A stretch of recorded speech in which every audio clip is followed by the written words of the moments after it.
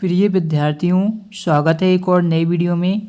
विद्यार्थियों, इस वीडियो में हम देखने वाले हैं आपका अर्धवार्षिक पेपर होने वाला है। यहाँ पर देख पा रहे होंगे अर्धवार्षिक परीक्षा 2022-23 कक्षा 8वीं विषय हिंदी। ठीक है, तो ये पूरा का पूरा मैं आपको बताऊंगा। यहाँ पर अर्धवार्षिक आपका पेपर, ठीक है, आपको पता है कि जो आपका पेपर होने वाला है वो बहुत ही जल्द होने वाला है। ठीक है, तो मैं क्या है आपको संपूर्ण सॉल्यूशन भी बताऊंगा। इसी वीडियो में आपको सभी क्वेश्चन याद हो जाएंगे। ठीक है, तो वीडियो को पूरा एंड तक देखिएगा। ठीक है, और यदि आपने अभी तक चैनल को सब्सक्राइब नहीं किया है तो सबसे पहले चैनल को सब्सक्राइब कर दीजिए। पास ही में आपको एक बेल आइकन का बटन दिखेगा, उसे ऑन कर दीजिएगा, जिससे जब भी हम कोई भी नेक्स्ट न्यू वीडियो चैनल पर डालें तो उसकी नोटिफिकेशन आप तक सबसे पहले पहुंच जाए। ठीक है, तो चलिए स्टार्ट करते हैं वीडियो को। सभी क्वेश्चनों का मैं आपको सॉल्यूशन बताऊंगा, इसलिए वीडियो को पहले ही लाइक कर दीजिए। ठीक है, चलिए स्टार्ट करते हैं वीडियो को। देखिएगा स्टूडेंट्स, पहला क्वेश्चन आपका रहा। यहाँ पर देखिए, निम्नलिखित प्रश्नों के निम्नलिखित विकल्पों में से सही विकल्प चुनिए। यानी कि जो विकल्प दिए गए हैं, आपको 4 विकल्प दिए जाएंगे, उन विकल्पों में से आपको सही विकल्प का चयन करना है। तो पहला क्वेश्चन है कि प्रकृति का सुकुमार कवि कहा जाता है। तो स्टूडेंट्स, हमें बताना है जो प्रकृति के सुकुमार कवि हैं वो किसे कहा जाता है। फर्स्ट ऑप्शन का दिया गया है आपका जयशंकर प्रसाद को। ऑप्शन खा दिया गया है आपका सुमित्रा नंदन पंत को। ऑप्शन ग दिया गया है आपका सूर्यकांत त्रिपाठी निराला को। ऑप्शन घ है आपका महादेवी वर्मा को। ठीक है, तो ये 4 आपके ऑप्शन दिए गए हैं। तो इनमें से आपको बताना है कि जो प्रकृति का सुकुमार कवि है वो किसे कहा जाता है। तो स्टूडेंट, इसका जो आपका आंसर हो जाएगा, प्रकृति के सुकुमार कवि कहा जाता है सुमित्रा नंदन पंत को। तो जो आपका खा आंसर दिया गया है ये आपका बिल्कुल सही उत्तर है, सुमित्रा नंदन पंत प्रकृति के सुकुमार कवि। ठीक है, आगे देखिए, सेकंड आपका दिया गया था कि मुंडा समाज के आराध्य देव सिंह का अर्थ है। ऑप्शन का है आपका सिंह, ऑप्शन खा है आपका सिंह, और यह ऑप्शन आपका गा है सूर्य। ठीक है, तो इनमें आपको कन्फ्यूज नहीं होना है सिंह और सिंह में। ठीक है, ये दोनों अलग अलग चीज़ें होती हैं। ठीक है, तो मुंडा समाज के आराध्य देव जो सिंह का अर्थ होता है ये हमें बताना है। ठीक है, तो इसका आपका अर्थ होता है सूर्य। सिंह का अर्थ क्या होता है आपका, इसका अर्थ होता है सूर्य। तो ये आपका जो ग दिया गया है ये वाला आपका सही उत्तर हो जाएगा। फिर आता है थर्ड, तानाजी के छोटे भाई का नाम था। ऑप्शन फर्स्ट है आपका आर्या, ऑप्शन का है आपका सूर्या, ऑप्शन का है आपका जयसूर्या, और ऑप्शन का है आपका आचार्य। ये आपके 4 ऑप्शन दिए गए हैं। तो थर्ड का जो आपका आंसर हो जाएगा, तानाजी के छोटे भाई का नाम था, वो आपका हो जाएगा सूर्या। यहाँ पर मैं लिख भी देता हूँ, तानाजी के छोटे भाई का नाम था सूर्या। ठीक है, तो इसे आप कर लीजिए याद। चलिए आगे देखते हैं। फिर दिया गया था आपका लक्ष्य वेद का एक ही उपाय बताया गया है। यानी कि जो हम लक्ष्य करते हैं, लक्ष्य वेद करते हैं, उसका क्या केवल एक ही उपाय बताया गया है। तो वो उपाय कौन सा है? क्या लक्ष्य में तत्परता होनी चाहिए तब आप लक्ष्य भेद पाएंगे, या आपके लक्ष्य में एकाग्रता है तब भी आप क्या है लक्ष्य भेद पाएंगे, या आपके लक्ष्य में एक निष्ठा होनी चाहिए, या तन्मयता होनी चाहिए। ठीक है, पढ़ने पर आपको लगेगा कि चारों आपके सही उत्तर हैं, लेकिन इसमें से कोई एक ही आपका क्या होगा, सही उत्तर होगा। तो लक्ष्य भेद का एक ही उपाय बताया गया है, जो कि है आपकी लक्ष्य में तन्मयता। ये आपका हो जाएगा घ वाला उत्तर बिल्कुल राइट। अब देखिएगा स्टूडेंट्स, यहाँ पर दिया गया है आपका रिक्त स्थान ये प्रश्न क्रमांक आपका 2 दिया गया है। तो 2 में आपसे क्या कहा गया, हमें रिक्त स्थानों की पूर्ति करनी है। ठीक है, यानी कि रिक्त स्थानों को भरना है। जहाँ पर रिक्त स्थान आपके दिए गए हैं वहाँ पर कोई से शब्द आपको जो सही है उसको भरना पड़ेगा। ठीक है, तो पहला है चैती चांद पर्व भगवान खालिस्तान की जयंती के रूप में मनाया जाता है। तो हमें ये बताना है, क्वेश्चन को समझिएगा कि ये पूछा गया है कि जो चैती पर्व चांद है, चैती चांद पर्व है, वो किस भगवान की जयंती पर मनाया जाता है। तो ये आपका हो जाएगा चैती चांद पर्व भगवान झूलेलाल। मैं यहाँ पर लिख देता हूँ, बिल्कुल स्पष्ट लिख दूंगा। ठीक है, झूलेलाल। तो ये आपका उत्तर हो जाएगा चैती चांद पर्व भगवान झूलेलाल की जयंती के रूप में हम मनाते हैं। तो ये आपका फर्स्ट रिक्त स्थान का उत्तर हो जाएगा। सेकेंड आपका दिया गया है खालिस्तान के कारण ओझा लोगों का काम चौपट हो रहा था। तो किसके कारण हो रहा था ये हमें बताना है। तो दूसरे का जो आपका आंसर हो जाएगा वो मैं यहाँ पर लिख देता हूँ। दूसरे का आपका आंसर हो जाएगा, पूरा ध्यान से देखिएगा, बिरसा मुंडा, ठीक है, बिरसा मुंडा, ठीक है। यदि आप भी अपनी अर्धवार्षिक परीक्षा में फुल में से फुल अंक लेना चाहते हैं तो वीडियो को पूरा एंड तक देखिएगा, वीडियो के किसी भी पार्ट को बिल्कुल भी स्किप मत कीजिएगा, ठीक है। तो ये आपका आंसर हो जाएगा बिरसा मुंडा, यानी कि जो खालिस्तान की जगह पर आपका आ जाएगा बिरसा मुंडा के कारण ओझा लोगों का काम चौपट हो रहा था। तो ये दूसरे का आंसर हो जाएगा। तीसरा दिया गया था आपका, प्रत्येक 4 वर्ष बाद अतिरिक्त माह को खालिस्तान माह कहते हैं।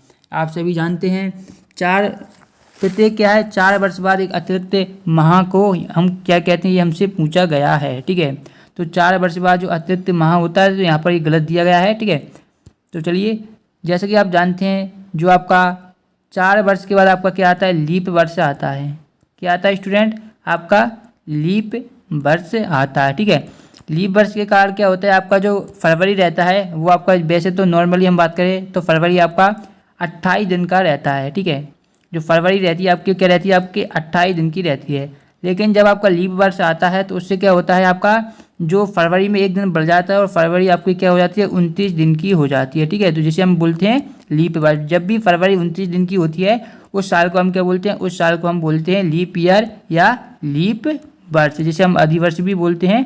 तो ये होता है आपका अधिवर्ष। अब इस क्वेश्चन पर आते हैं कि प्रत्येक 4 वर्ष बाद अतिरिक्त माह को खालिस्तान माह कहते हैं।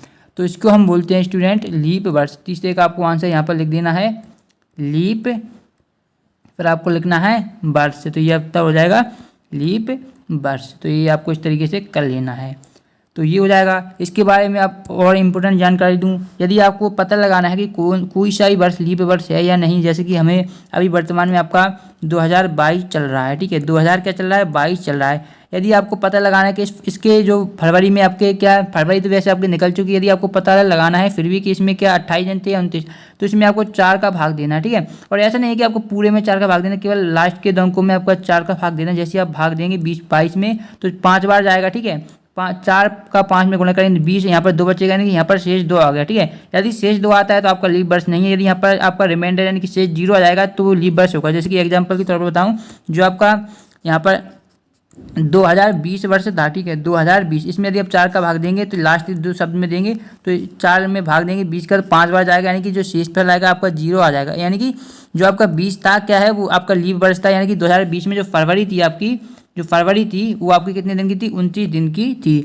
इसी प्रकार जो नेक्स्ट आपकी फरवरी 29 दिन की आएगी वो आपकी 2024 में आएगी। तो ये मैंने थोड़ा एक्स्ट्रा जानकारी दे दी है, यदि आपके लिए हेल्पफुल रही होगी तो कोई बात, तो आपके लिए बढ़िया रहेगा। नहीं रही तो कोई बात नहीं, हम आगे बढ़ते हैं क्वेश्चन पर। देखिए, नवरात्रि बसंतीय खालिस्तान माह में तथा नवरात्रि शारदीय खालिस्तान माह में आती है। तो हमें नवरात्रि बसंती किस माह में आती है ये बताना है, और जो नवरात्रि आपकी शारदीय होती है वो किस माह में आती है ये स्टूडेंट्स हमें बताना है। तो देखिए, नवरात्रि जो बसंतीय है वो आपकी आती है चैत्र माह में। यह किस में आती है स्टूडेंट, चैत्र माह में आती है। और वहीं हम बात करें नवरात्रि शारदीय की, तो जो आपका आश्विन माह होता है, यहाँ पर मैं लिख देता हूँ, जो आपका अश्विन माह होता है, इस तरीके से भी आप लिख सकते हैं यहाँ, या आप इस तरीके से भी लिख सकते हैं आश्विन माह, इस तरीके से भी लिखा जाता है आश्विन माह। तो दोनों में से आप चाहें जो आपको सही लगता है वो आप लिख सकते हैं। फिर आता है आपका 5वां कि बहुत अधिक फूल खिलने के कारण पटना का नाम खालिस्तान भी था। ये बहुत ही महत्वपूर्ण है, ठीक है। तो क्या पटना में आप सभी जानते हैं कि बहुत अधिक फूल खिलते थे, ठीक है। तो बहुत अधिक फूल खिलने के कारण पटना का एक नाम दिया गया था। उस नाम के हमें बारे में बताने कि वो नाम क्या था। तो ये था कि फूल से संबंधित ही नाम होगा, क्योंकि फूल अधिक क्या है, फूल हैं, तो फूल से संबंधित कोई नाम होगा। तो ये जो नाम था वो आपका था कुसुमपुर। क्या हो जाएगा स्टूडेंट, ये आपको हो जाएगा कुसुमपुर। ये आपका सही उत्तर हो जाएगा कुसुमपुर। अधिक फूल खिलने के कारण पटना शहर का नाम कुसुमपुर भी था। तो ये आपके क्या हो जाएंगे, रिक्त स्थान यहाँ पर कंप्लीट हो जाएंगे, ठीक है। रिक्त स्थान के बाद आपके यहाँ पर दिए गए हैं जो कि आपके निम्नलिखित प्रश्नों को उत्तर संक्षेप में लिखिए। यानी कि जो आपके शॉर्ट टाइप क्वेश्चन होते हैं जिनके आपको आंसर संक्षेप में लिखने होते हैं वो आपसे यहाँ पर पूछे गए हैं, ठीक है। तो पहले मैं सभी क्वेश्चन आपको पढ़ के बता दूंगा, उसके बाद इन सभी क्वेश्चनों के मैं आपको आंसर भी बता दूंगा, ठीक है। तो देखिए, निम्नलिखित प्रश्नों के उत्तर संक्षेप में लिखिए। पहला है सावन में मंगल गीत कौन गाता है, ये फर्स्ट है आपका। सेकेंड है आपका बिरसा रोगियों का उपचार कैसे करते थे। थर्ड है अमृता देवी यहाँ पर का नारा क्या था। लेखक ने लक्ष्य भेद का मूल मंत्र किसे माना है, ठीक है। और वृद्धा सेठ जी से क्या मांगने गई थी। ठीक है, तो ये देखिए लेखक ने लक्ष्य वेद का मूल मंत्र कैसे माना, तो यहाँ पर ये क्वेश्चन आपको ऊपर भी सेम दिया गया था, यदि आपको ध्यान हो तो देखिए लक्ष्य भेद का एक ही उपाय बताया गया है, तो एक ही उपाय है तो वो मूल उपाय होगा ही, तो ये आपका लक्ष्य में तन्मयता ही हो जाएगी। जो फर्स्ट जो आपका क्वेश्चन है यहाँ पर कौन सा दिया गया है मैं बता देता हूँ। तो लेखक ने लक्ष्य भेद का मूल मंत्र माना है लक्ष्य में तन्मयता को, इसमें आपको लग देना ये वाला। ठीक है, और बाकी जो सभी क्वेश्चन है चारों इनके चलिए मैं आपको आंसर बता देता हूँ। ठीक है, तो ये चारों क्वेश्चन के आंसर मैं बताऊँगा, उसके बाद हम वीडियो को आगे बढ़ाएंगे। देखिएगा स्टूडेंट्स, पहला क्वेश्चन आपका दिया गया था कि सावन में मंगल गीत कौन गाता है, ये हमें बताना है। तो देखिए सावन में मंगल गीत पक्षियों के झुंड गाते हैं, यानी कि जो पक्षियों के झुंड होते हैं उनके द्वारा क्या गाया जाता है, उनके द्वारा गाया जाता है मंगल गीत, तो ये हो जाएगा। सेकंड है बिरसा रोगियों का उपचार कैसे करते हैं, तो जो बिरसा थे, बिरसा मुंडा आप जानते हैं, उन रोगियों का उपचार किस तरीके से करते थे ये हमें बताना है। देखिए बिरसा रोगियों का उपचार जड़ी बूटियों से करते थे। किससे करते थे विद्यार्थियों, जो उनके पास जड़ी बूटियाँ थीं। तो आप पता है कि जो पुराने समय में क्या इलाज जड़ी बूटियों से ही किया जाता था, पहले दवाइयाँ नहीं चलती थीं। तो जो बिरसा भी थे, बिरसा मुंडा, वो भी क्या है रोगियों का उपचार जड़ी बूटियों से ही करते थे। आगे देखिएगा अमृता देवी का नारा क्या था, तो देखिए अमृता देवी का नारा था सिर साँठ पर रुक रहे तो भी सच सच तो जाड़, पैरों से लपट कर वह, यहाँ पर पेड़ों होगा। ठीक है, यहाँ पर थोड़ा मिसप्रिंट हुआ है, तो यहाँ पर क्या आएगा आपका पेड़ों से लपट कर। ठीक है, पेड़ों से लपट कर वह कहती हैं सिर साठ पर रुक रहे तो भी सच तो जाड़, यही अमृता देवी का नारा था। तो ये अमृता देवी के नारा था, ये पूरा बता दिया है आपको। फिर आता है वृद्धा सेठ जी से क्या मांगने गई थी, तो जो वृद्धा थी वो सेठ जी से अपनी जमा की गई होड़ी से कुछ रुपए मांगने गई थी, क्योंकि उसको आई थिंक ज़रूरत होगी, इसलिए वो क्या है जमा की गई होड़ी से रुपए मांगने गई थी। चलिए अब बढ़ते हैं आगे के क्वेश्चन की तरफ स्टूडेंट्स। क्वेश्चन नंबर 4 आपका दिया गया है, जो कि है निम्नलिखित प्रश्नों के उत्तर विस्तार से लिखिए। यानी कि आप जो क्वेश्चन आपको दिए जाएंगे उनके क्या है उत्तर आपको विस्तार से लिखने हैं। ठीक है, तो सभी के आंसर आपको बताए जाएंगे, लेकिन आगे पीछे मिलेंगे, तो इसके लिए आपको क्या एंड तक वीडियो को देखना पड़ेगा। पहला सेठ याचक था और वह दाता, इस वाक्य का आशय स्पष्ट कीजिए। यानी कि जो सेठ था वो याचक था और वह क्या दाता था, तो इस कथन का हमें क्या आशय स्पष्ट करना है। सेकंड है विक्रम संवत के अनुसार वर्ष के महीने के नाम आपको लिखने, यानी जो विक्रम संवत होता है, विक्रम कैलेंडर आता है, उसके अनुसार हमें क्या है जो है आपके महीनों के नाम लिखने हैं। फिर आता है धन पाकर हमें अभिमान क्यों नहीं करना चाहिए। फिर आता है अमृता देवी व अन्य शहीदों से आपको क्या प्रेरणा मिलती है। तलवार सोया से क्या आशय है, ये हमें बताना है। अब देखिए इसके बाद आप देखेंगे तो इसके बाद आपको दिए गए हैं प्रश्न 5 है, निम्नलिखित पंक्तियों का संदर्भ सहित अर्थ लिखिए।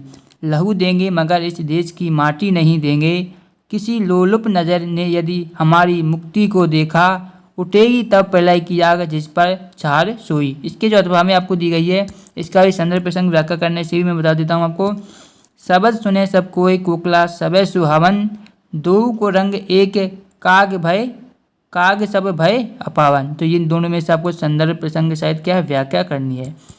अब यहाँ पर देखिए लेखक परिचय की बात करें, लेखक किसी एक लेखक का परिचय लिखना है हमें। ठीक है, तो देखिए ऑप्शन पहला है आपका रविन्द्रनाथ ठाकुर, दूसरा आपका श्री रामनाथ सुमन, इसके अथवा में आपका गिरधर कविराय और सुमित्रा नंदन पंत, तो इनमें से आप किसी का भी लिख सकते हैं। ठीक है, तो देखिए आप दिया गया आपका 7वां जो कि आपका दिया गया है मुहावरों का अर्थ लिखकर वाक्य में प्रयोग करना है। ठीक है, तो इनके बारे में मैं आपको थोड़ा थोड़ा बता दूंगा। ठीक है, जैसे कि पहला है आस्तीन का सांप। ठीक है, तो आस्तीन का सांप किसे कहा जाता है आप जानते ही होंगे। ठीक है, जब कोई आपको धोखा दे देता है, आपका जान पहचान को होता है, तब बोलते हैं ये तो आस्तीन का सांप निकला। ठीक है, कोई दोस्त होता है जो आपका बहुत करीबी होता है और वो धोखा दे देता है, तो आप कहते हैं ये तो आस्तीन का सांप निकला। इस प्रकार आपको करना है।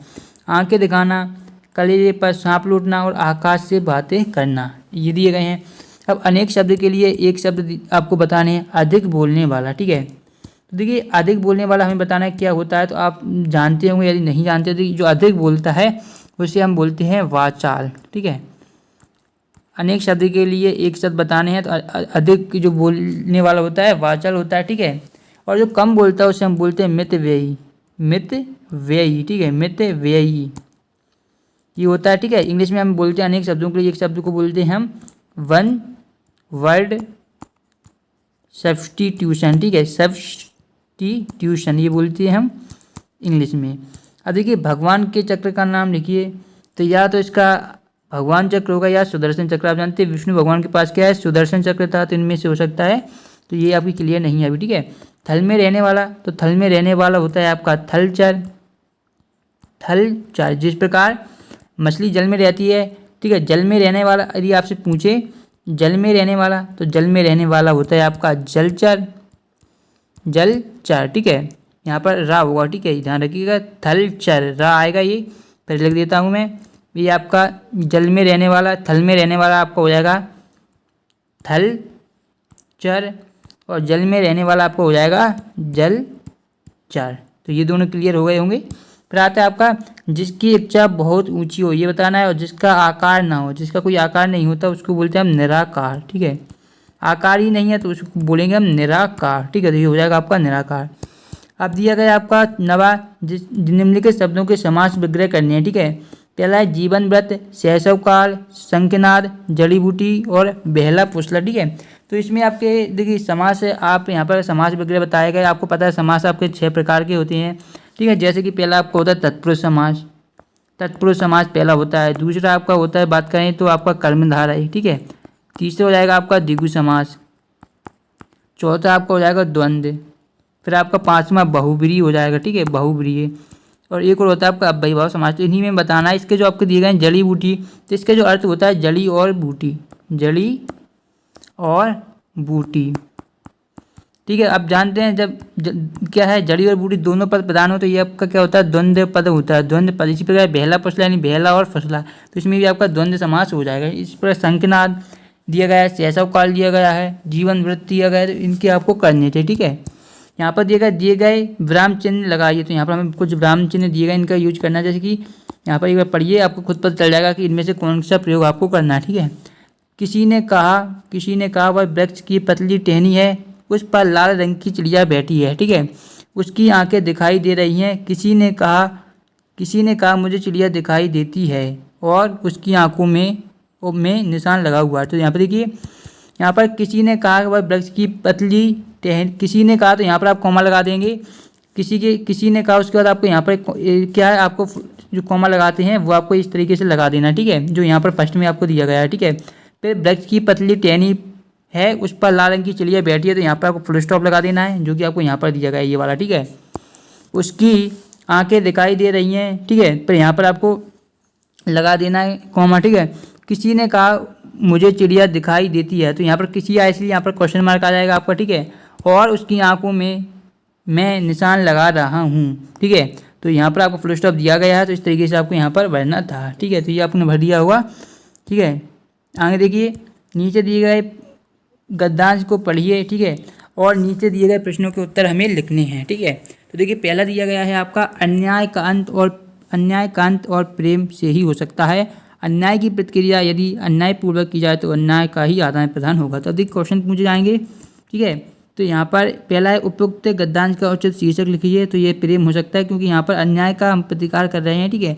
यदि पूरा पढ़ेंगे तो आपको पता चल जाएगा। यहाँ पर देखिए, इस कारण अन्याय का उत्तर न्याय और प्रेम से ही देना है, किंतु इसका अर्थ यह नहीं है कि अपने प्रति अन्याय करने वालों से आप में अपने से अधिक बल है तो उसके मन की बात पूरी करने के लिए अपने मन को दबा लें अथवा बदल दे। अन्यायकर्ता कितना ही सजल हो, उससे भयभीत ना हो, हमें उसका अन्यायपूर्ण प्रस्ताव को स्वीकार नहीं करना है, भले ही प्राणों की आहुति क्यों ना देनी पड़े, ठीक है।